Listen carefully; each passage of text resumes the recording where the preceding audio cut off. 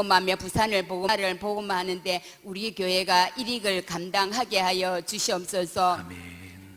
사랑의 하나님 아버지, 우리 아버지 사자 목사님을 하나님 격하여 주시옵소서. 지금까지도 우리 목사님 생명 바쳐서 아버지 안에 주님 주신 사명 감당해 오셨습니다. 남은 생에도 우리 목사님 더욱더 아버지 안에 모세와 같은 건강을 더하여 주시옵소서. 그래서 아버지 하나님 주여 늘 성령에 충만케 하여 주셔서 우리 목사님 주님 세계 선교 비전을 두고 계시오니 이것도 하나님께서 이루어지게 하여 주시옵소서. 하나님 아버지, 우리 목사님을 동력하시는 아버지, 우리 아버지 유승성 목사님, 이성빈 목사님, 이봉원 목사님, 우리 전도사님에게도 능력과 권능을 덧입혀 주시옵소서. 우리 목사님을 잘 동력감에 협력해서 아론과 홀과 같은 그런 자리에 있게 하여 주시옵소서. 하나님 아버지, 우리 몸된 전에 아버지 안에 성령의 원칙적 역사가 일어나서 아버지 안에 세계로 열방으로 향할 수 있는 아버지 안에 우리 교회가 되어지게 하여 주시옵소서. 그러기 위해서는 우리 한 사람 한 사람이 성령으로 충만케 하여 주셔서 아버지 새롭게 거듭나는 역사가 아버지 일어나게 하여 주시옵소서. 이 시간도 우리 성령님 인정합니다. 환영합니다. 모셔드려오니 우리를 다스려 주시옵소서. 불같은 성령님, 바람 같은 성령님, 비둘기 같은 성령님, 우리 각자에게 오셔서 이 밤도 주님 함께 하여 주시옵소서. 말씀을 증거하시는 아버지 우리 유정성 목사님에도 성령께서 함께 하여 주셔서 아버지 하나님 저희들 말씀을 들을 때 아버지 하나님 우리의 닫혀있는 이 마음의 아버지 하나님 문이 활짝 열리도록 우리 성령님 도와주시옵소서. 아멘.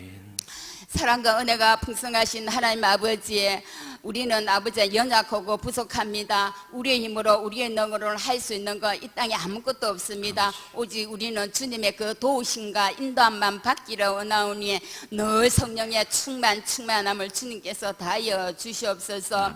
하나님 아버지, 우리가 예수 믿는다 하면서도 아버지 하나님 세상에 나아가면은 예수님보다는 세상에 있는 것을 더 사랑하는 저희들입니다.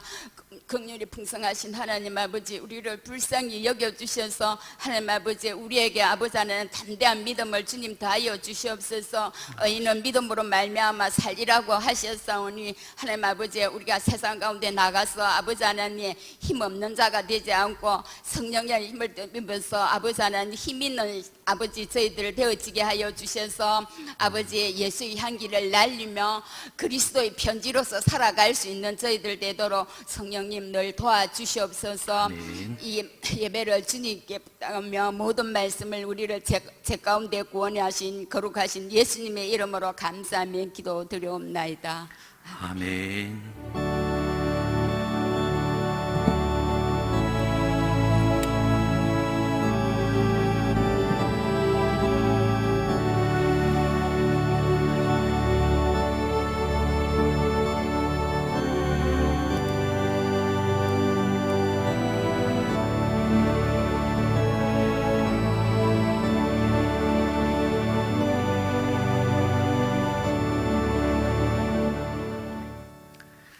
감사합니다. 우리 찬송가 278장,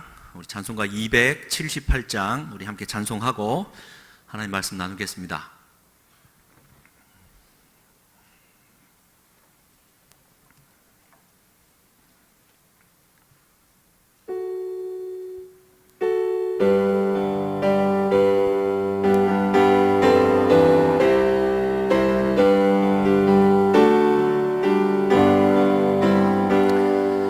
여러 해 동안 주 떠나 세상 연락을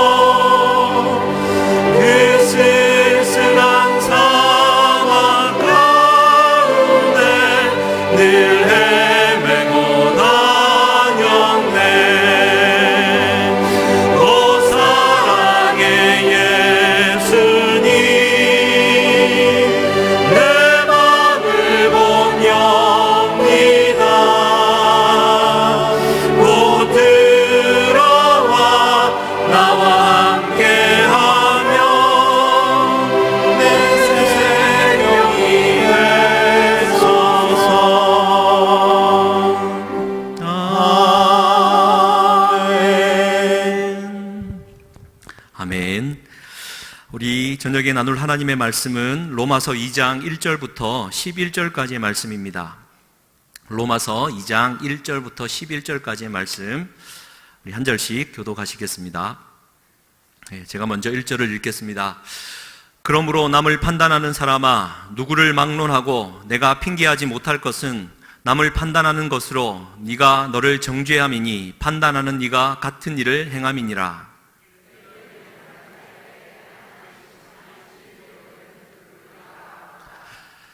이런 일을 행하는 자를 판단하고도 같은 일을 행하는 사람아, 네가 하나님의 심판을 피할 줄로 생각하느냐?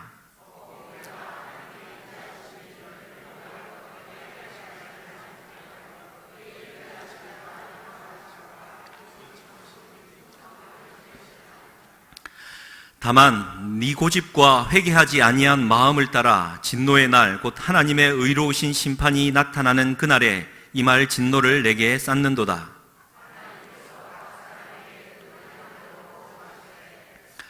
참고 선을 행하여 영광과 존귀와 썩지 아니함을 구하는 자에게는 영생으로 하시고,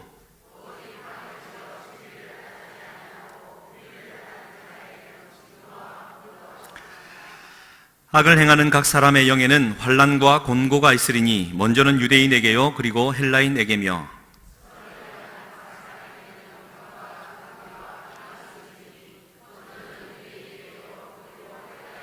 함께 읽겠습니다. 이는 하나님께서 외모로 사람을 취하지 아니하심이라. 아멘. 이 3일 밤 저녁도 주님 전에 나오신 사랑하는 성도님들 주님의 이름으로 환영하고 또 축복합니다. 하나님께서 많은 은혜로 또 화답해 주시기를 간절히 소망합니다. 우리 저분들에게 사랑합니다, 축복합니다 인사 나누시고 말씀 나누겠습니다.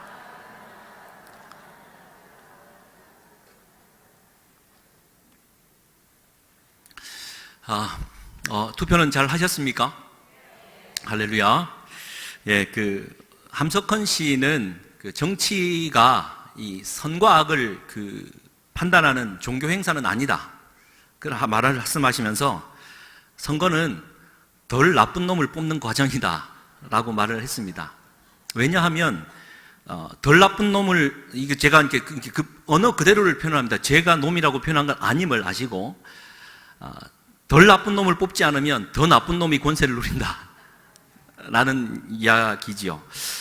그래야지만 덜 나쁜 사람이 좋은 사람으로 바뀔 건 아닌가. 그냥 다 나쁜 사람이다 말을 하고 투표하지 않고 선거를 행세하지 않으면 이건 세상이 그렇게 어둡다 그런 얘기를 하는 것 같습니다. 마찬가지인 것 같습니다. 우리 기독교 하나님의 심판 메시지도요, 선한 사람과 악한 사람을 나누는 게 아닙니다. 우리는 전부 나쁜 놈들입니다. 조금 덜 나쁘고 더 나쁜 차이가 있을 뿐이지 우리 모두는 정말 나쁜 놈,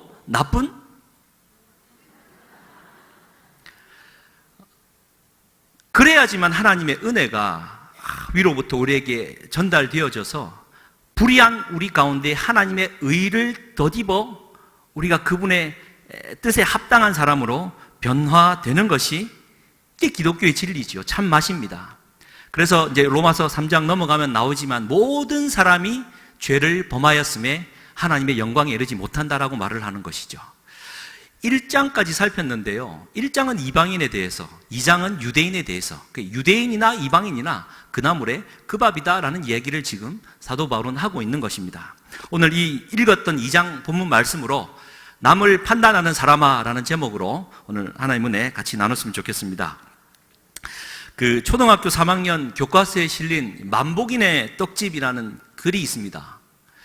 제가 이게 보다가 너무 은혜를 받아가지고 이걸 이제 이 말씀을 드리면서 말씀 좀 진행해야 되겠다 싶습니다.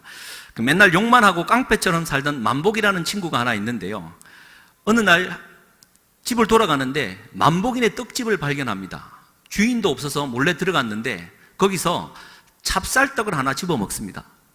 근데 이 찹쌀떡이 묘한 게 말을 막아버리는 떡이었던 거죠. 맨날 욕하고 싸우던 만복이는 그날 하루 종일 아무 말 안 하고 있으니까 주변에서 칭찬이 자자했던 겁니다. 살아보니 괜찮거든요. 다시 돌아가는 길에 주인은 없고 다시 떡을 하나 집어먹는데 이번에는 무지개 떡을 하나 집어먹습니다. 맛이 좀 달콤하고 좀 독특하기도 했답니다. 근데 이 무지개 떡을 먹고 나니까 자기도 모르게 이게 이야기들이 몽실몽실 떠오르더랍니다. 그래서 이제 입이 간질간질 하더랍니다. 이제 그 3학년 책의 표현입니다. 그래서 다음날 학교에 갔더니 만보기 주변으로 사람들이 몰려들었고 입이 간질간질하는 찰나에 몽실몽실 떠오르던 이야기를 풀어놓으니까 막 웃음꽃이 만발했더라. 너무 좋으니까 또 하굣길에 가다가 이번에 떡집에 들렸는데 이번에는 쑥떡을 하나 먹었습니다. 쑥떡을 하나 먹고 나니까 쑥떡 자기 귀에 누군가가 자꾸 말을 하는 게 들리더랍니다.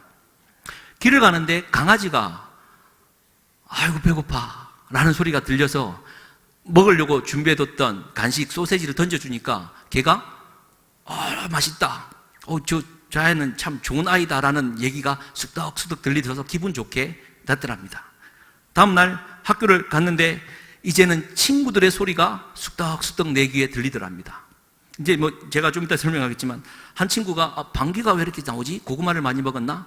막 방구를 끼려고 하는데 퍽 끼쁩니다. 아무도 몰랐는데 만덕이만 알아서 걔를 보면서 시극 웃었어요.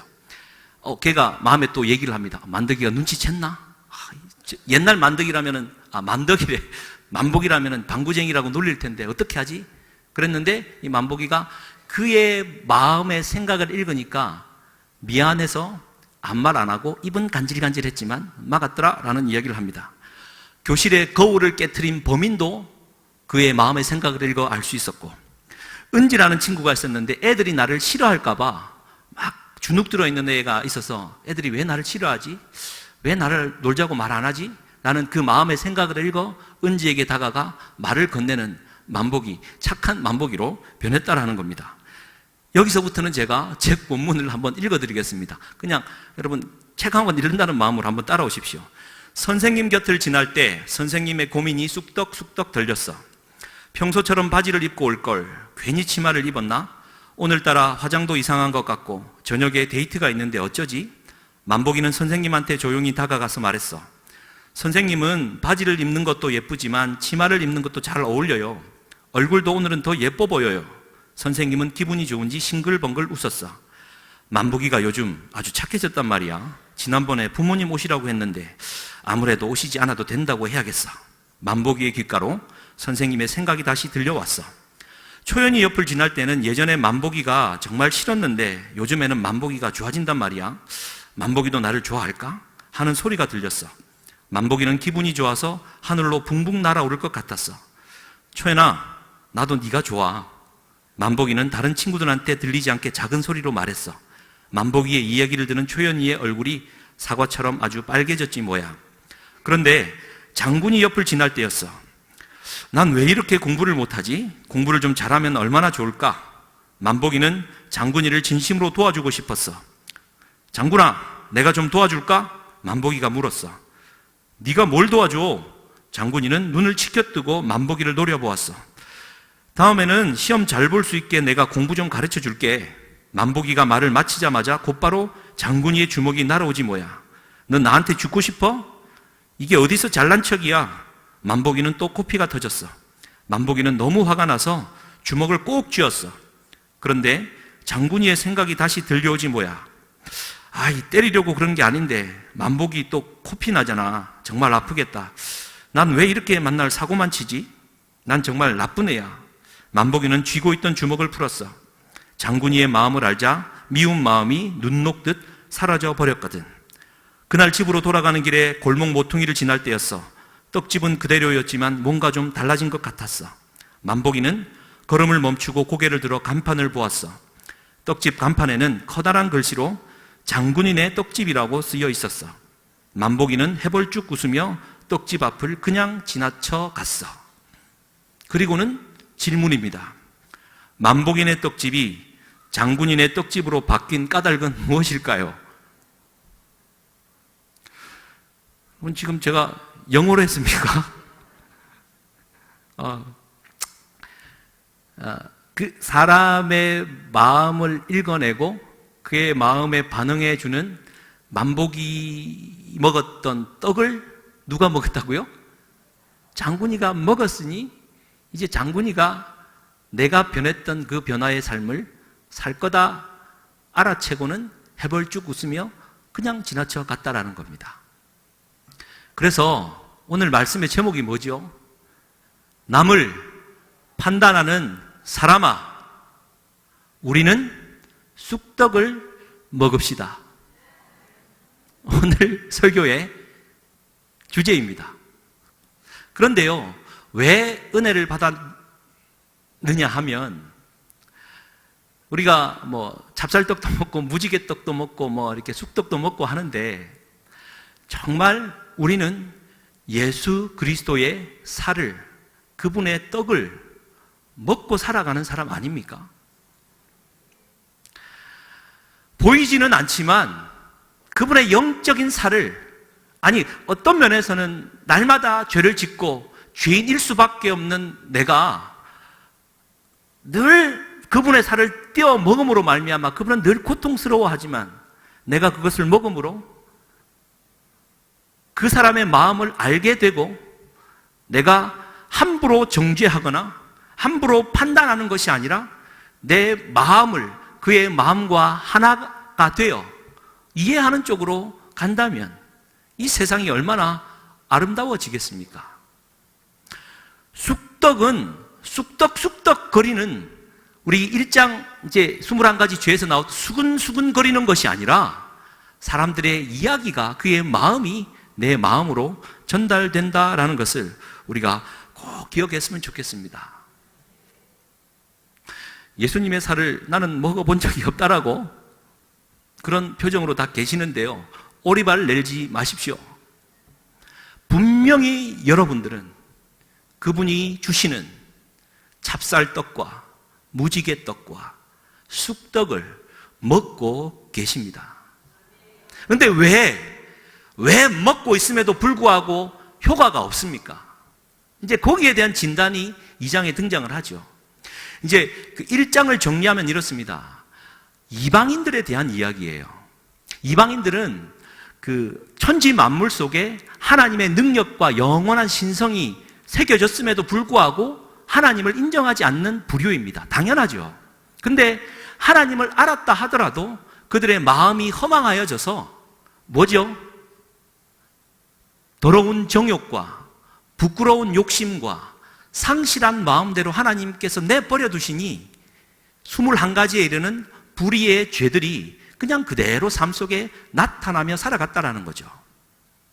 이 이야기를 바울이 시원하게 이방인들을 정죄하면서 변호사다운 말로 딱 던진 겁니다. 그러면 법정에서 바울이 유대인들과 이방인들이 참석한 가운데 변호사된 바울이 이방인들을 정죄를 한 거예요. 그러면 선민인 유대인들의 마음은 어떻겠습니까? 그렇지. 하나님의 선택을 받은 우리 유대인, 선택을 받은 나, 신앙을 가진 내가 하나님의 의로운 자지. 당연히 그들은 정죄받아야 마땅하지라는 마음으로 있는 그 순간 2장 1절에 나의 편이라고 생각했던 사도 바울이 유대인들을 향하여 돌이키면서 그럼 너는 어떠냐? 라는 말을 지금 던지고 있는 겁니다. 마치 그런 거죠. 나단 선지자가 이제 다윗이 밧세바를 범하지 않습니까? 이제 숨기고 있는데 나단 선지자가 왔어요. 왕이요, 한 부자가 있는데 가난한 사람을 억압합니다. 빼들어가지고 막 손님 접대하는 걸 다른 사람 걸 취합니다. 어떻게 할까요? 다윗이 분개를 합니다. 데려와라. 내가 쳐 죽이겠다. 그래서 징벌을 받아야 마땅하지. 데려와. 그랬더니 나단 선지자가 그 사람이 바로 당신이요. 지금 말하고 있는 겁니다. 유대인들의 마음이 뜨끔하는 순간이죠. 말씀으로 한번 들어가 보시겠습니까? 2장 1절 말씀을 한번 보십시오. 그러므로 라는 말은 앞에 있는 32절을 봤습니다. 그 21가지 불의한 일들을 행하는 것을 가리켜 사형에 해당한다, 죽음에 해당한다라는 것을 알고도 자기들만 행할 뿐 아니라 그런 일을 행하는 자를 옳다 한다. 이제 이방인들의 모습인데요. 그런 이방인들 모습처럼 그러므로 남을 판단하는 사람아, 이방인들의 죄에 대하여 그렇지 마땅하지라고 정죄하는 그들을 향하여 남을 판단하는 사람아 라고 말을 하면서, 누구를 막론하고 네가 핑계하지 못할 것은 남을 판단하는 것으로 네가 너를 정죄함이니 판단하는 네가 같은 일을 행한다. 너도 똑같은 일을 하면서 그를 향하여 왜 정죄하느냐, 이 말이거든요. 여러분, 얼마나 많은 설교를 들었습니까? 또 강조되어집니다. 누가 무슨 자격으로 그 사람을 향하여 돌을 던지느냐 말입니다. 그 프란시스 셰퍼. 진짜 저는 이제 완전히 경상도 사람이 돼가나 봅니다. 어와 의가 이제 발음이 이제 구별도 안 됩니다. 프란시스 셰퍼, 이 목사님이 이 강해를 하면서 이런 얘기를 합니다. 보이지 않는 녹음기가 달려있다. 보이지 않는 녹음기가 달려있다. 이 말은 잘 들으십시오. 그러니까 우리가 내뱉는 말을 녹음하는 녹음기가 달려있다라는 뜻이죠. 그러니까 관계에서 대화의 내용이 아니라 보이지 않는 녹음기는 내가 내뱉는 말만 녹음되는 녹음기라는 뜻입니다. 그래서 마지막 하나님의 심판대에 오를 때에 하나님이 이 보이지 않는 녹음기를 꺼내가지고 튼다라는 겁니다.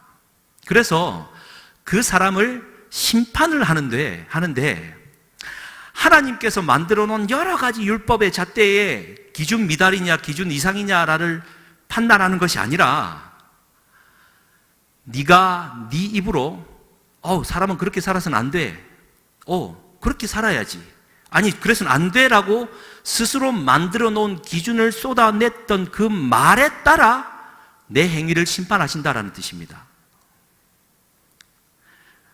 오늘은 전혀 지금까지 전혀 동의가 안 되는 눈빛들인데요. 그러니까 여러분, 오해하지 마십시오. 율법, 하나님께서 허락하신 율법을 그대로 가져와서 마지막 때에 그대로 잣대를 놓고 기준 미달이냐 아니냐를 놓는 것이 심판이 아니라, 하나님의 심판은 내가 뱉은 말이 기준이 되어서 그 사람을 심판한다라는 뜻이죠. 그래서 이 말의 준엄함은 너무나도 큰 겁니다. 사람을 판단할 수밖에 없지요. 왜냐하면 하나님이 원하시는 거룩의 기준은 너무 높기 때문입니다. 또 거기에 기쁨을 가지고 살아간다는 것은 누구나 할 수 없는 일이죠. 당연히 판단하고 정죄할 수밖에 없는 것이죠. 그렇다면 기억하십시오. 내 마음 안에 정죄가 생기고 판단이 생기면 반드시 그 기준으로 내가 하나님 앞에 심판을 받게 된다라는 사실을요. 이게 지금 사도 바울이 2장에 넘어가면서 유대인들을 향하여 던지는 핵심 메시지입니다. 그래서 아까 우리 만보기 이야기를 다시 한번 하면요, 사랑하는 성도님들, 우리는 그 사람의 입장에서 생각을 해야 됩니다. 역지사지죠. 그의 마음이 어떻게 저럴 수가 있어 라는 마음이 아니라, 오죽했으면 그랬을까, 이게 이제 그 사람의 입장에서 생각하는 역지사지의 마음인 것이죠. 우리는 이것을 극복해야 되는 줄 믿습니다. 여러분, 작년 9월로 기억하는데요, 예레미야 말씀을 나누면서 파토스와 에토스의 차이를 기억하십니까? 고개를 끄덕이시는 분이 몇 분 계시기에 자신감을 갖고 다시 한번 말씀드립니다. 에토스라는 말은요, 굳은 마음입니다. 생각하는 기준 그대로 내 마음이 딱 달라붙어 있어서 결국 변화될 수 없는 가치, 생각, 기준이라는 뜻입니다. 반면에 파토스라는 말은 부드러운 마음이라는 뜻으로 긍휼의 마음인 것이죠. 하나님 아버지의 마음입니다. 우리는 에토스 이 마음으로 사람을 대할 것이 아니라 파토스의 마음으로 사람을 대해야 된다라는 것입니다. 오해 없으시기 바랍니다. 하나님이 파토스라고 해서 긍휼히 여긴다고 해서 우리의 잘못한 죄가 그냥 가려지고 덮여지고 없었던 일로 친다고요? 천만의 말씀입니다. 원래 하나님의 마음은 에토스,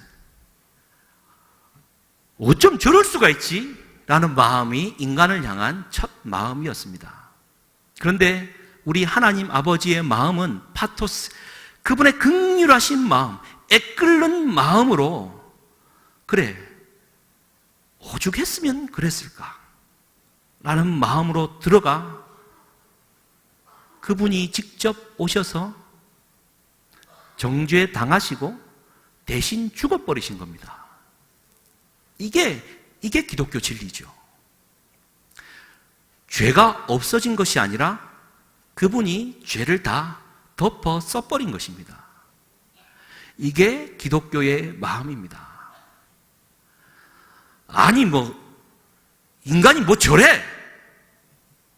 쓸어버리고 말면 에토스 하나님으로 끝난 것이죠.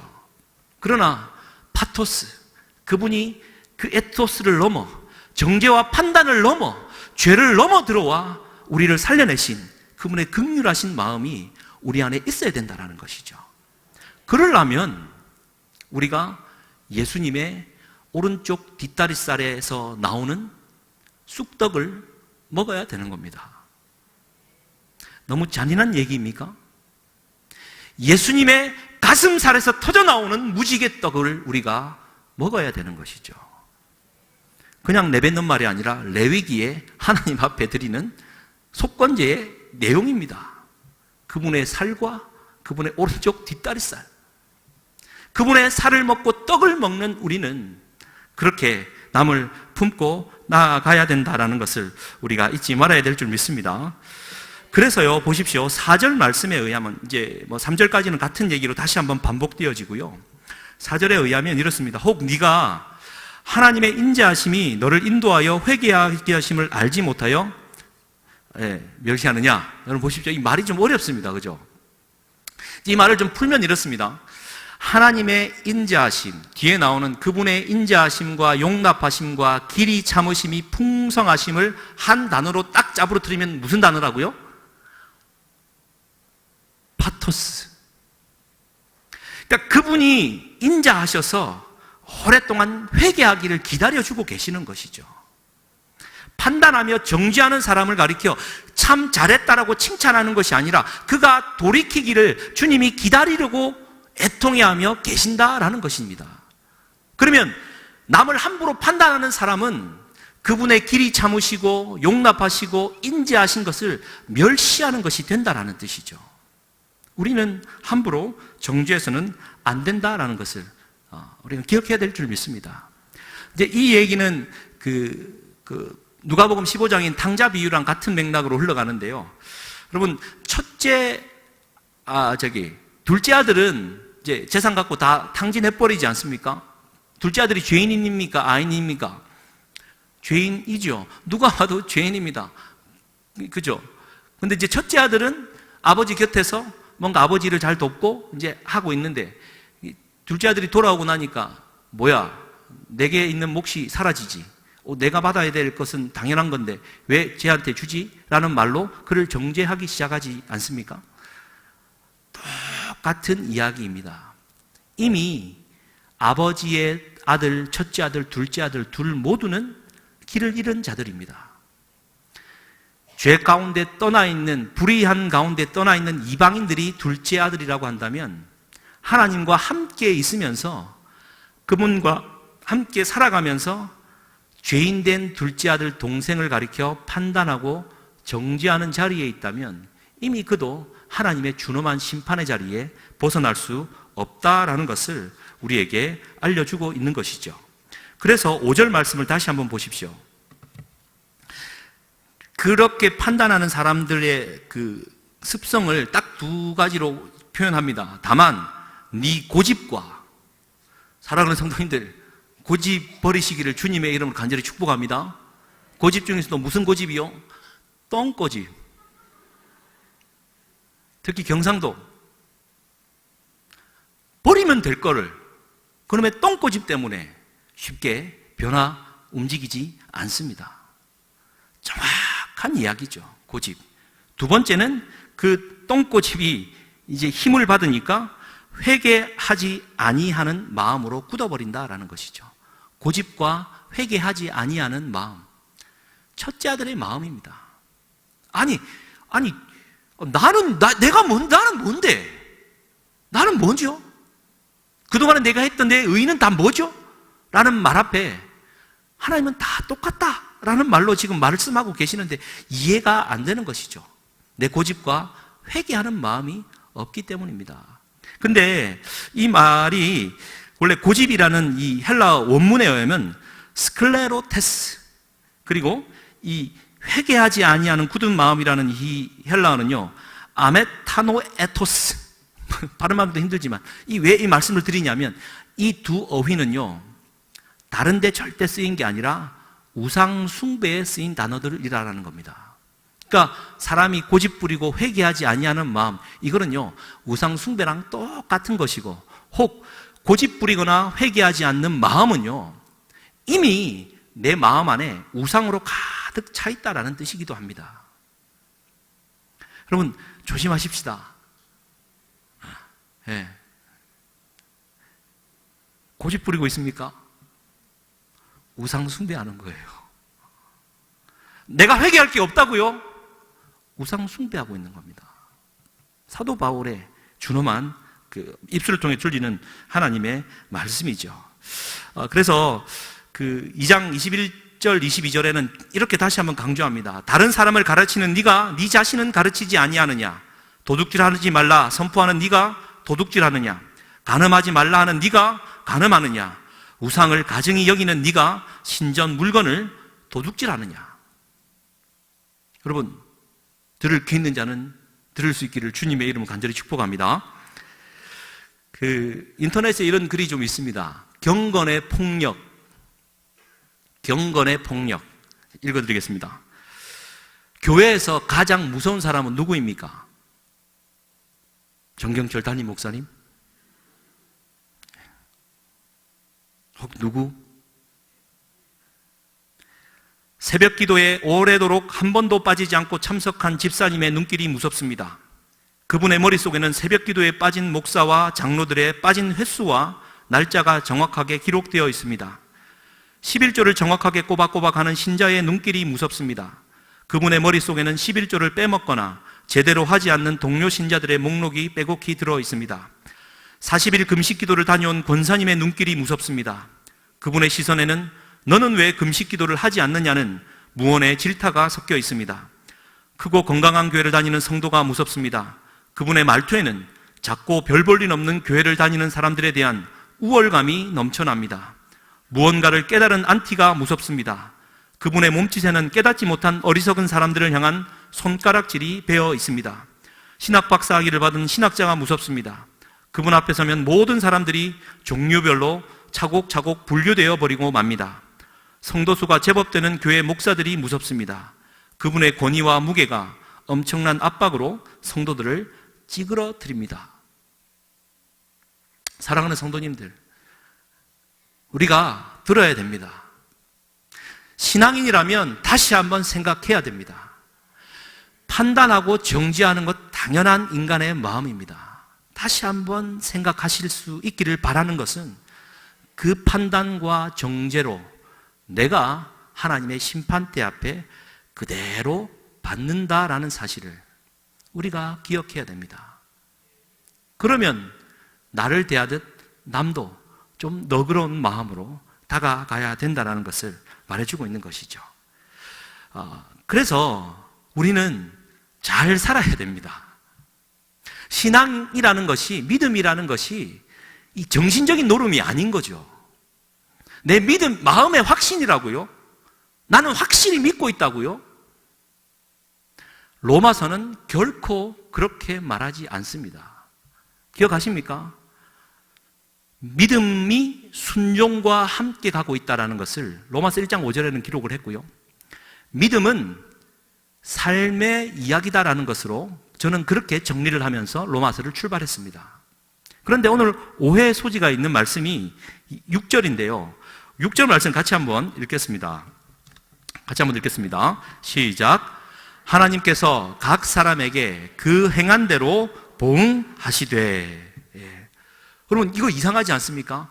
이신칭이 로마서 1장 17절에 의하면 하나님의 의가 나타나 믿음으로 믿음의 일하게 하나니 오직 의인은 믿음으로 말미암아 살 것이다. 그러니까 우리가 구원을 받는다라는 것은 믿음으로 되는 것이다 라는 말과 오늘 읽었던 이 말에 행한 대로 보응을 한다라는 말은 전혀 다른 이야기임을, 모순되는 이야기임을 발견하지 않습니까? 그러나 여기에서 우리가 다시 한번 정신을 차리고 생각해야 됩니다. 나무는 그 열매를 통하여 알 수 있습니다. 사과나무에 사과가 열려야 그것이 사과나무인 줄 압니다. 그리스도인은 그리스도인다운 삶을 살 때, 아, 저 사람이 그리스도인이구나 라고 알아야 그가 그리스도인으로 확증되는 것이죠. 그런데 하여튼 그래서 잘 살아야 되는 겁니다. 믿음이 삶이다라는 얘기죠. 그런데 오해 마십시오. 나무의 생명은 열매에 있습니까? 뿌리에 있습니까? 뿌리에 있습니다. 구원은 100% 믿음으로 말미암아 그분의 값진 은혜를 100% 받아들이는 거죠. 뿌리입니다. 뿌리가 튼튼해야 나무는 생명력을 가지죠. 근데 열매로 나타나지 않으면 이게 살은 나무인지 죽은 나무인지, 이게 지금 열매를 맺을 건지, 이게 지금 밤나무인지 대나무인지 이게 모른다라는 거예요. 저 같은 사람은. 할렐루야. 저는 감나무와 사과나무 구별 못합니다. 아내에게 맨날 이제 구박당합니다. 못 알아봐요. 열려야 알 수 있는 겁니다. 마찬가지죠. 여러분이 그리스도인이다라는 것을 어떻게 알 수 있습니까? 여러분들의 행하는 삶의 이야기 속에 이 믿음의 이 삶이 나타나야지만 되는 거죠. 그래서 오해 마십시오. 내가 구원을 얻기 위해 선한 일을 해야 되고 뭔가 그리스도인답게 살아야지만 하나님의 구원이 주어지는 것처럼 오해하지는 마십시오. 그러나 그리스도인이라면, 믿음을 가진 자라고 한다면, 그 뿌리가 그리스도라는 토양 가운데 확실히 박혀있는 자라고 한다면 반드시 열매로 나타나야 합니다. 그런데 그리스도인들 중에 열매로 안 나타나는 사람이 있어요, 없어요? 안 보이시기를 주님의 이름으로 간절히 축복합니다. 근데 보여요. 근데 우리는 판단할 수 없습니다만 하나님 보시기에도 마찬가지인 것 같습니다. 저 사람은 그래도 그리스도를 고백했어, 구원받았어. 그렇지만 삶이 아직은 저래. 저는 조심스럽게 말씀드립니다. 그가 진정, 아니 우리가 진정 정말 구원받은 자인지 점검해야 되는 순간임을, 여기에 대해서 너무 강조를 하고 싶습니다만 여기까지만 하겠습니다. 그래서 보십시오. 파토스를 가지고 죄를 넘어 우리 가운데 들어오신 그분, 용서할 수 없는 이 에토스의 마음 가운데 있다가 용서할 수 없는 저들을 향하여 용서하는 마음으로 들어와 용서를 이루어내신 그분이 내 안에 들어오셨다면 우리는 충분히 용서와 화해의 삶을 살아야만 하는 겁니다. 예외 없습니다. 조금만 더 기다려주세요. 내가 믿음이 있는데 조금만 더 기다려, 이런 거 없단 말입니다. 내가 지금 당장 화해하거나 용서하지 못하고 있으면 좀 더 조심스럽게 접근하면 구원받은 자가 맞는지 아닌지 다시 한번 점검해야 된다라는 이야기입니다. 하나님의 구원에 대하여 준엄하게 던지는 사도 바울의 이야기를 들어야 합니다. 모든 사람이 죄를 범하였음에 하나님의 영광에 이르지 못하였다. 근데 그분이 은혜를 자꾸 끌어오는 거예요, 우리는. 그래서 갈라디아서 5장 6절 말씀 좀 기억해야 되는데요. 한번 띄워주십시오. 같이 한번 읽겠습니다. 시작. 그리스도 예수 안에서는 할례나 무할례나 효력이 없으되 사랑으로서 역사하는 믿음뿐이니라. 아멘. 믿음이라는 것은요, 사랑으로서 역사하는 믿음입니다. 사랑으로 열심히 섬기고 순종하고 행하는 것이 결합된 믿음이라는 뜻이죠. 믿음이 정신노름이 아니라는 뜻입니다. 나는 확실히 믿어요. 아유, 주님 확실히 믿어요. 이거 갖고 되는 일이 아니라 사랑으로서 역사하는 이 행함 자체, 이것이 있어야 된다는 것을 말해주고 있는 것이죠. 그래서 그 7절, 8절 말씀에 한번 보십시오. 그 6절 말씀에 그 행한 대로 보응하시되 7절에 의하면 참고 선을 행하여 영광과 존귀와 썩지 아니함을 구하는 자에게는 영생으로 하시고 오직 당을 지어 진리를 따르지 아니하고 불의를 따르는 자에게는 진노와 분노로 하시리라. 그러니까 참고 선을 행하는 것, 이 얼마나 중요한 일인지 모릅니다. 사랑으로서 역사하는 믿음이다라는 뜻이죠. 그리고 영광과 존귀와 썩지 아니함을 구하는 자가 되어야 된다는 것입니다. 이 한 이야기가 있습니다. 아시시에 있는 프란체스코가요, 자기 수하에 있는 제자들과 함께 40일 금식 기도를 했답니다. 이거는 제가 책에 기록된 것들인데요. 39일째 되는 날 젊은 제자가 하도 배가 고파갖고 수프의 냄새에 자기도 모르게 자기도 모른 채 한 모금을 먹었답니다. 금식해본 자가 알겠지만 내가 먹고 싶어서 먹는 게 아니라 손이 가서 그냥 벌써 들어가 있다는 사실을 알지 않습니까? 금식해보면 아시죠? 그렇게 죄를 범했어요. 딱 그 일이 벌어지니까 잘 참고 있던 제자들이 그를 향하여 엄청난 눈짓을 줍니다. 유혹에 넘어갔던 불쌍한 영혼을 향하여 분노와 정죄의 따가운 시선이 들어갔습니다. 그리고 선생님을 딱 찾아봅니다. 프란시스코를. 저를 엄청나게 꾸짖으라고 정죄와 판단의 눈빛을 돌립니다. 그때 프란치스코가 그의 눈빛을 보고 달려가 숟가락을 들고 퍼먹습니다. 그러면서 조용히 제자들에게 말을 합니다. 우리가 금식을 하며 기도를 드리는 것은 모두가 예수님의 인격을 담고 그분의 성품을 본받아 서로가 서로를 참으며 사랑하며 아끼자는 것입니다. 저 젊은이가 유혹을 이기지 못하고 스프를 떠먹은 것은 죄가 아닙니다. 하지만 그를 정죄하고 배척하는 여러분들이야말로 지금 큰 죄를 짓고 있는 것입니다. 굶으면서 서로 미워하는 것보다는 실컷 먹고 사랑하는 것이 더 낫습니다. 할렐루야. 그렇다고 내 마음대로 금식하자 그런 얘기 하는 건 잘 아시리라 믿습니다. 그러니까 우리가 우리끼리의 룰을 정하고 그래 이것이 하나님 보시기에 아름다운 삶이다라고 함께 가다가 도중에 탈락하는 사람이 있어요. 왜 저러나가 아니라 오죽했으면 저럴까. 차라리 함께 그것을 나눔으로 정죄와 판단의 눈빛을 벗어버리는 것이 이게 사랑으로서 역사하는 믿음이다라는 것이죠. 할렐루야. 다시 한번 강조합니다. 행위는 구원을 위한 근거가 되기 때문이 아니라 여러분들에게 구원받은 믿음이 있음을 보여주는 증거가 된다라는 것입니다. 참음으로 선을 행하고 영원한 것들을 구하며 살아가는 저와 우리가 될 수 있기를 주님의 이름으로 간절히 축복합니다. 이제 말씀을 좀 마무리하면서 그냥 하는 대로 하겠습니다. 우리 이제 여기 학생이 참가했는데 지난주에 동성애가 죄다라고 이제 말씀드렸는데, 그럼 엄밀히 말하면 동성애가 죄다라는 말이 아니라 동성애는 죄인된 인간들을 내버려 두심으로 죄의 결과로 나타나는 불의함 중에 하나다라는 것으로 결론을 지었습니다. 이 말도 좀 이해가 되시는지 모르겠습니다. 어쨌든 그랬더니 그 친구 학원에 가서 얘기를 했답니다. 이게 동성애 얘기가 갑자기 나와갖고 교회에서는 동성애가 죄래 이 한마디에 욕을 만보기가 돼가지고 욕을 쏟아냈더랍니다. 교회가 그러냐 말이지. 욕을 하고. 그러면 여자가 생리하는 것도 죄냐? 욕을 하더랍니다. 그러고 남자가 남자를 사랑하면 어때? 여자가 여자가 사랑하면 어때? 하고 마지막 결론이 내 자식만 아니면 되지. 이게 다 우리 마음입니다. 뭔가가 좀 다르고 깨림직해요.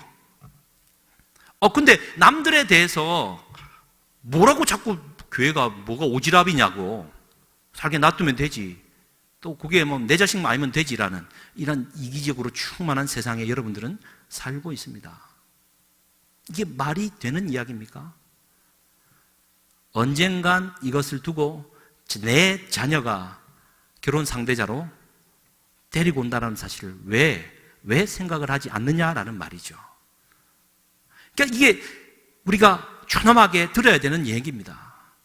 남들을 향한 잣대는 나를 향한 잣대이기도 하고, 나를 향한 잣대는 남들을 위한 잣대가 되어야 된다는 것인데, 이게 신앙인의 모습인데, 이 이기적인 사람들은 그리 살지 않고 육의 것에, 영원한 보이지 않는 것에는 전혀 마음을 두지 않는다라는 것이죠.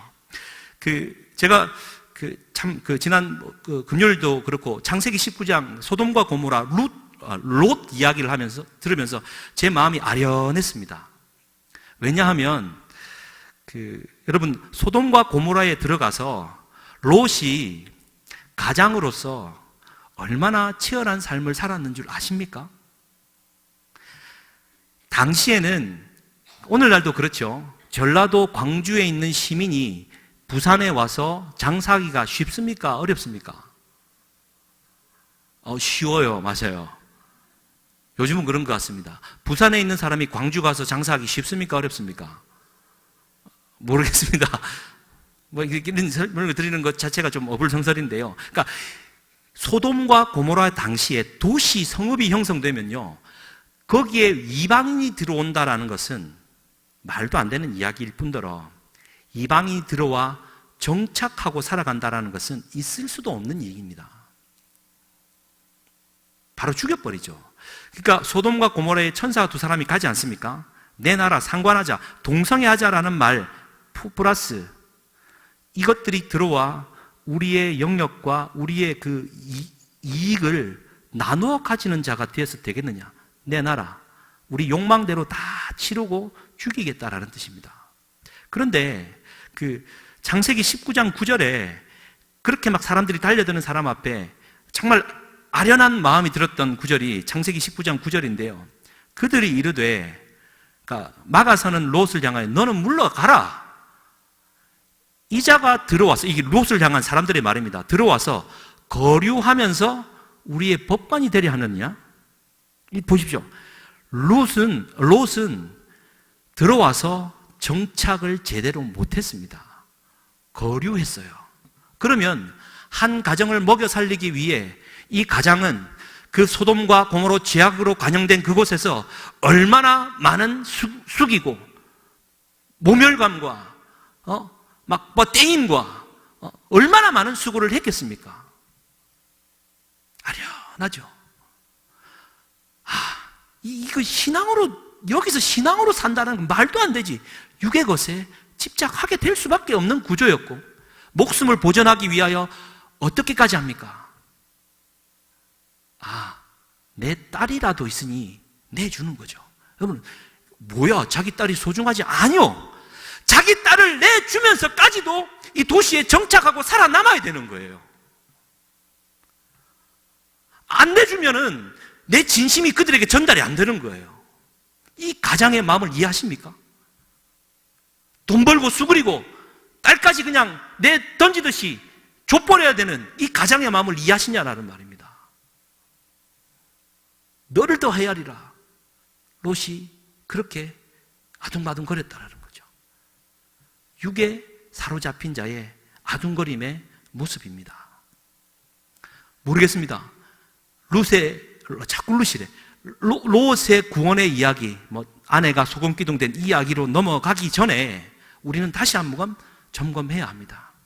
내 사랑하는 남편이, 내 가족이 아직도 육에 속해 있습니까? 우리 영으로 거듭나야죠.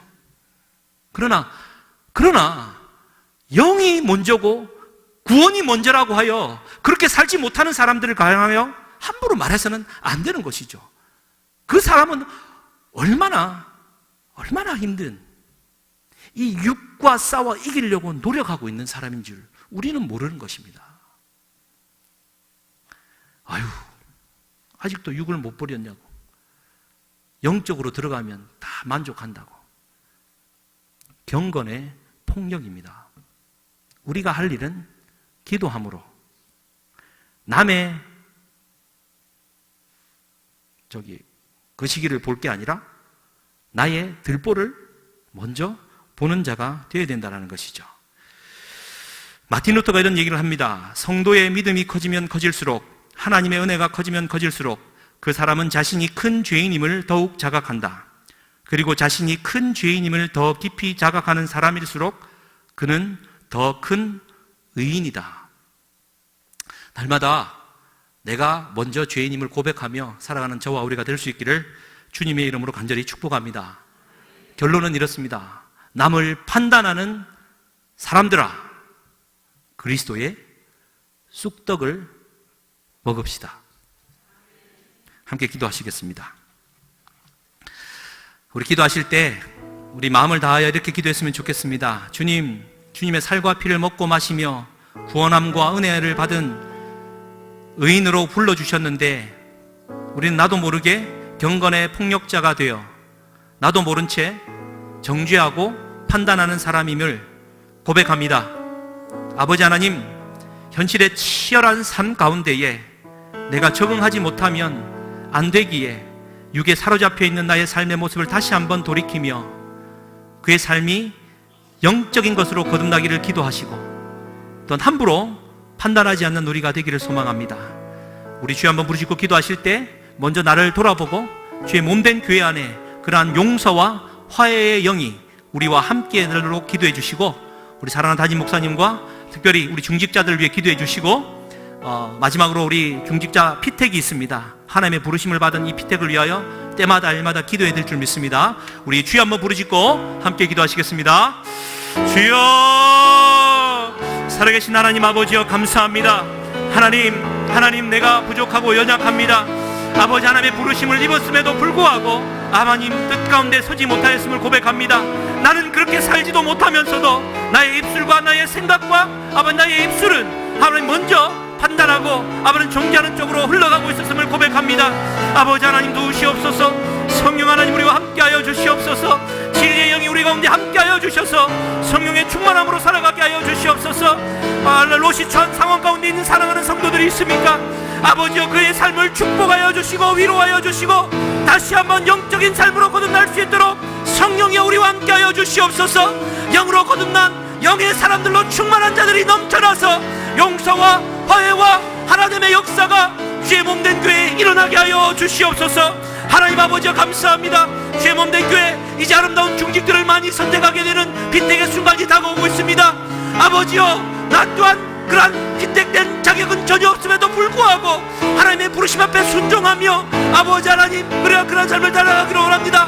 함부로 판단하거나 정죄하는 일이 없도록 주여 성령의 은혜를 더하여 주시고 아버지 하나님, 우리의 어리석은 판단을 접어두게 하여 주셔서 성령께서 하시는 일 하나님을 온전히 믿고 순종하는 마음으로 나아갈 수 있도록 축복하여 주시옵소서. 주의 몸된 교회 담임 목사님 불러주시니 감사합니다. 주여, 우리 목사님을 축복하여 주시고 성령의 은혜 가운데에 진리의 아버지 하나님 선포가 입술에서 흘러넘칠 때마다 하나님의 말씀으로 충만케 하여 주시고 하나님의 영으로 충만한 하나님 주의 일꾼 될 수 있도록 주의 부르심 앞에 순종하며 쓰임받는 하나님의 존귀한 일꾼으로 하나님 세워 주시옵소서. 하나님 감사합니다. 모든 것들 주님께 의탁합니다. 주님 우리와 함께 하여 주시옵소서.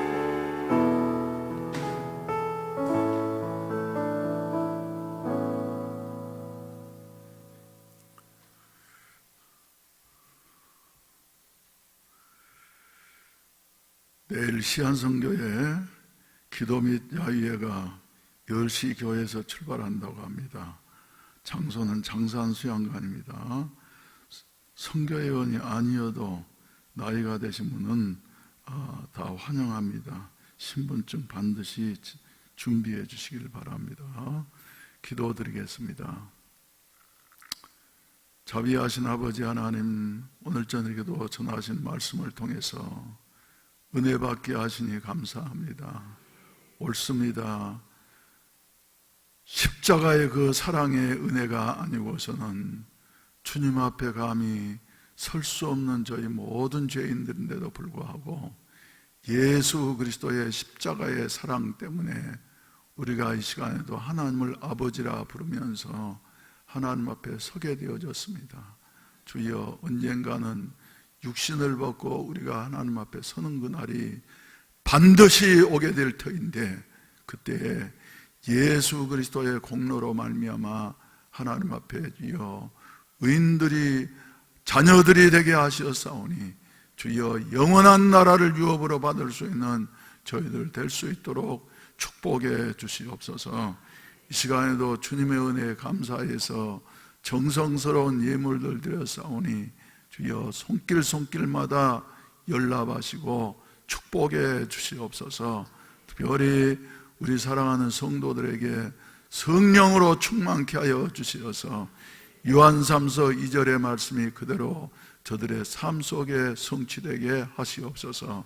사랑하는 자여, 네 영혼이 잘됨같이 네가 범사에 잘되게 하여 주시어서 불경기 가운데에서도 물질 때문에 고통당하면서 염려하는 자들에게 성령 충만함으로 길이 열려지게 하여 주시옵시고, 작은 구멍가게에서 하나님의 그 놀라우신 기적들이 일어나게 하여 주시옵시고, 손으로 하는 일마다 이삭에게 베풀어 주셨던 것처럼 100배 열매를 거둘 수 있는 이와 같은 복을 허락하여 주시옵소서. 또 우리의 영혼이 성령으로 말미암아 잘 되어지면은 육신이 건강해지는 이와 같은 축복을 약속하셨습니다. 주여, 성령으로 이 시간에도 한 사람 한 사람에게 충만케 하여 주시어서 우리 성도들로 하여금 질병의 고통 가운데에서 벗어나게 하여 주시옵시고, 주여 건강 얻어서 위안간에서 나온 송아지와 같이 기뻐 뛰며 하나님을 찬양할 수 있는 이러한 아름다운 삶이 있어지게 하시옵소서. 여러 가지 모양으로 고통 가운데에서 질병 가운데 고통당하는 성도들이 있습니다. 주여, 이 시간에도 찾아가시어서 안수하시고 어루만져 주시어서 강건하게 하여 주시옵소서. 주여, 질병으로 고통당하는 우리 성도들을 위해서 우리가 간절히 기도하고 있사오니 우리의 기도를 응답해 주시옵소서. 주여, 발에 주여 부상을 입어서 이제 오늘 태어난 우리 집사님도 있습니다.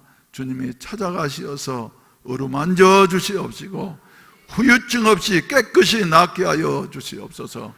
이 가운데 찾아 나오신 분들, 주여 몸이 불편하고 여러 가지로 주여 어렵지만 그러나 주여 주님 앞에 예배 드릴 수 있다고 하는 것이 큰 축복인 줄로 알고, 연로하심에도 불구하고 불편하심에도 불구하고 아버지 앞에 나왔사오니 주님께서 주여 저들을 치료하여 주시옵시고 어루만져 주시옵소서. 주여 심장병으로 고통당하는 자들을 치료하여 주시옵소서. 디스크로 말미암아서 고통당하는 자들을 치료하여 주시어서 깨끗게 하시는 이와 같은 기적의 역사가 우리 가운데 일어날 수 있게 하여 주시옵소서. 돌아가는 발걸음마다 주님께서 동행해 주시옵소서. 이 교회를 주님이 붙잡아 주시어서 주인 되어 주시옵시고, 앞으로 교회를 섬길 이와 같은 항존직들을 7월 1일 날 선출하려고 하는데 사람이 하지 않게 하여 주시옵시고, 우리 주님이 직접 간섭하시어서 주여 역사해 주시고 도와주시옵시고, 하나님이 예비하신 일꾼들이 선출되게 하시어서 교회의 기둥들이 되게 하시옵시고, 교회를 떠받드는 이와 같은 아론과 훌과 같은 일꾼들이 많이 일어날 수 있게 하시옵소서. 사탄이 장난하지 못하도록 주님께서 막아주시고 보호해 주시옵시고, 성도들의 마음을 주장해 주시옵소서. 예수님의 이름으로 기도하옵나이다. 아멘. 하늘에 계신 우리 아버지여, 이름이 거룩히 여김을 받으시오며 나라에 임하오시며 뜻이 하늘에서 이룬 것 같이 땅에서도 이루어지이다. 오늘날 우리에게 일용할 양식을 주옵시고, 우리가 우리에게 죄 지은 자를 사하여 준 것 같이 우리 죄를 사하여 주옵시고 우리를 시험에 들게 하지 마옵시며 다만 악에서 구하옵소서. 대개 나라와 권세와 영광이 아버지께 영원히 있사옵나이다. 아멘. 이 시간에 기도하실 때 은혜 아니면 내가 하나님 앞에 설 수 없습니다. 헤아릴 수 없는 십자가의 그 놀라운 사랑의 은혜 때문에 오늘 또 하나님의 자녀가 되어졌사오니 하나님께서 나를 장하게 해주시고 다스려 주시어서 하나님의 도구로만 사용해 주시옵소서. 하나님은 살아계시오매 어려움을 당한 우리 성도들 한 사람 한 사람을 주님이 붙잡아 주시옵시고 자유를 얻게 하여 주시옵시고 주여 영혼의 자유, 환경의 자유, 육신의 자유를 얻게 하여 주시어서 하나님을 높이 찬양하며 영광 돌리게 하여 주시옵소서. 이런 일은 오직 힘으로 능으로 되지 아니하고 하나님의 영으로만 될 수가 있사오니 살아계신 성령님 오시어서 우리 교회를 장하게 해주시고 다스려 주시어서 이와 같은 사도행전적인 역사가 일어나게 하시옵소서. 주여 삼창하시고 난 다음에 간절히 기도하시다가 자유롭게 하시겠습니다. 주여 주여 주여. 십자가의 그 사람이 아니고서는 하나님 앞에 설 수 없는 존재라고 하는 사실을 다시 한번 고백하지 아니할 수가 없습니다. 십자가의 사랑은 우리가 아무리 헤아려보고 이해하려고 한다고 할지라도 이해할 수 없는 그 하나님의 사랑,